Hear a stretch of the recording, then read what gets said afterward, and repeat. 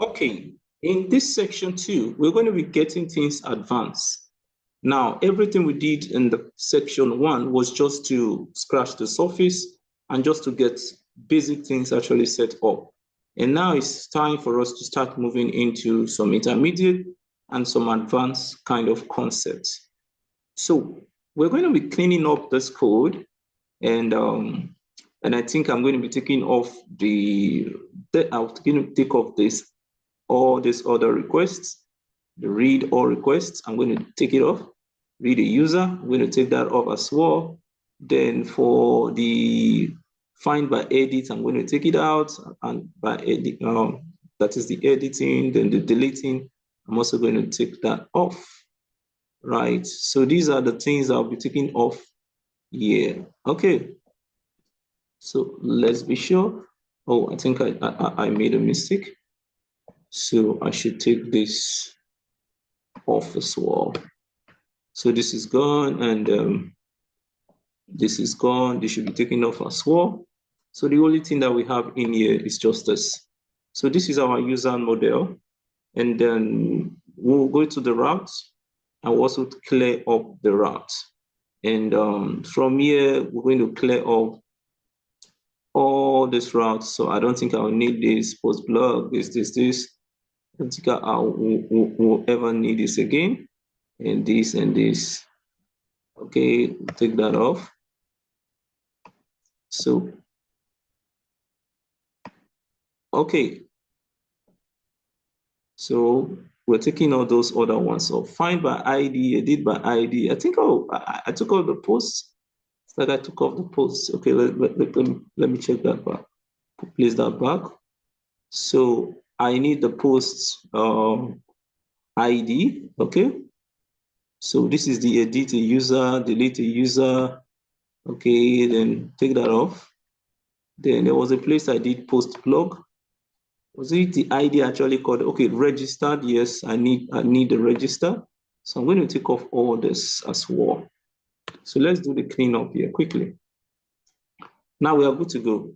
So we only have the register, and that is all we have in our router, right? So let's go back and do our npm start and make sure that nothing breaks. So we'll start, everything is okay. So let's bring in the concepts now. Now we want to be able to register a user. And before we register users, we would like to do a little bit of validation before registering the user. Now we're registering an email, a password, and this.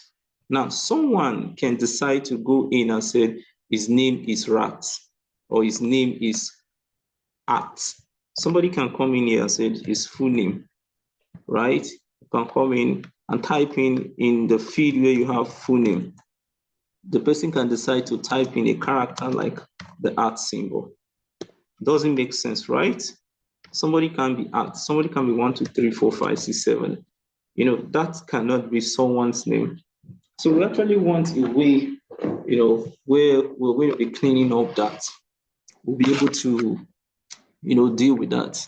And secondly, the email also, which is coming, we should be able to tell that this email is actually valid. So we want to make sure that the email contains this @ symbol. I also want to make sure that it contains dots. So if it doesn't contain the dots, then we can't allow it as email. Or if it doesn't contain @ so it can be user @me.vom or .com, as the case may be. So it could be this. It doesn't really matter. So provided that it has this @ symbol and this shows that it's a valid password.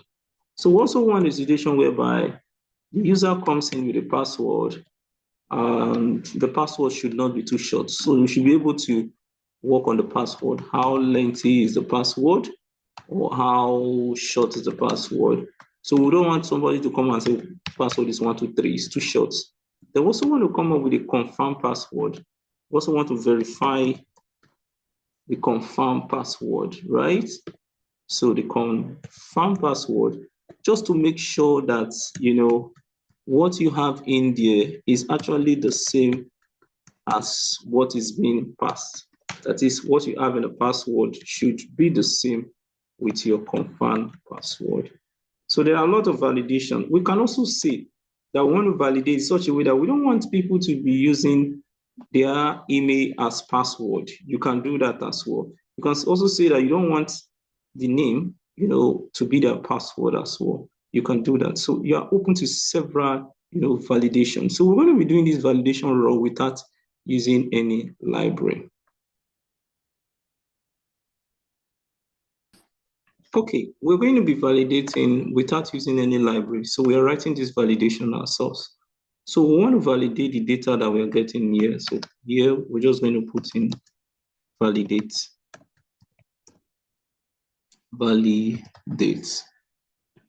So now it's going to carry out a validation first and validate the data.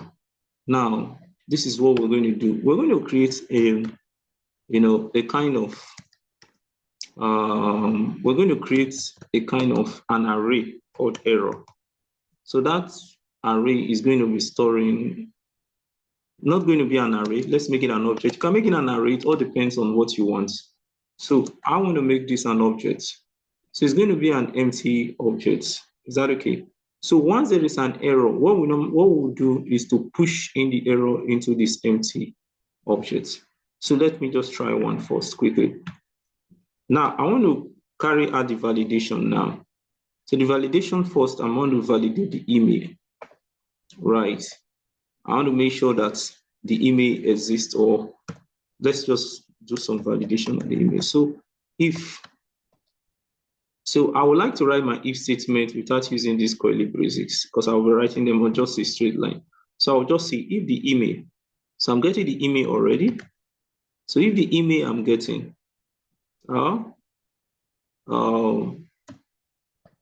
that is if not email. So this is what it means, that if not email. So if there is no email, what do we want to do? That means there should be an error. So we can say email feed cannot be empty, if not email. So we're going to throw an error. So instead of me writing this if statement this way, I can decide to write it this way and say error. Now dots, I'll create a feed name. So maybe that feed name I want to create, I'll call it email. And I will say this is what I want the feed name to be. Now don't forget how this actually works, the key to be, and this is what I want the value to be. So say I want the value to be email must not be empty.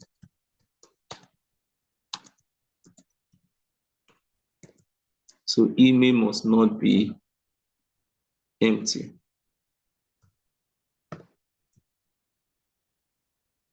So what that means is that if the email is empty, that is, if it is not email, then it means that the email is empty. It's just going to put this into this stuff. That means we now have at least one error in here.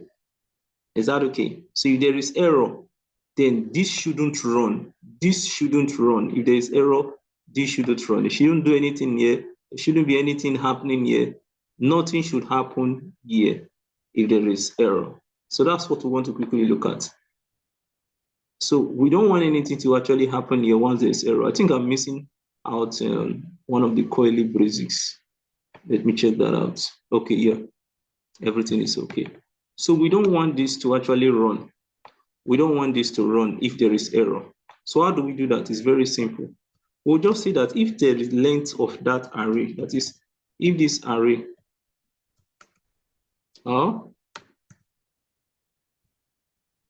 dot object length, that's how we get the okay. If the object length of that, we use this is how we get the length of that object dot keys. And the key that we want is the array errors. I think I should call that errors instead of just error. So let's go create a variable called errors, and let this one also be errors. I think that's better. So if this dot length, so there is a property called length. If the length is less than 1, right, then it should do something. So we're just going to put this in an if statement. So let's quickly do that now and put this in if statement. So we'll say if,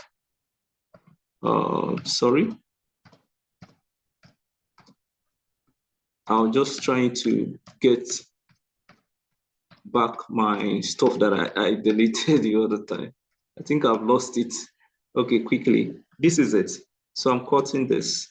And I want to make sure that I paste that in wherever this is. So I'm going to take that again, that if, so we're taking the if statement for that.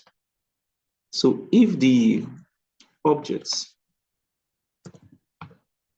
dot keys, the object key is the errors, right? So I'll add errors to this. So if object key dot errors, right, dot length. So dot length. So that's how to check for the length.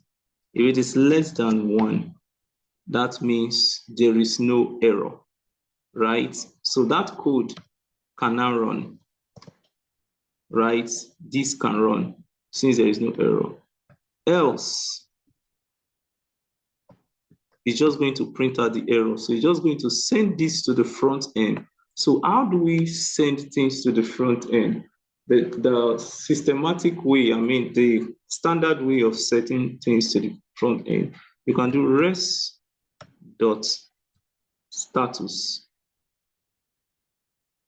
res.json. You can do that. And you say dot status, the status that you want. Now, the status comes in different forms. So there are, status for 200 actually means everything is okay. So we want to send 200 to the front end, that this is actually okay, that everything is going on well. So this is what you do. I think this video is becoming too lengthy. We'll just have to pause here and continue from the next video. Thank you very much. Bye for now.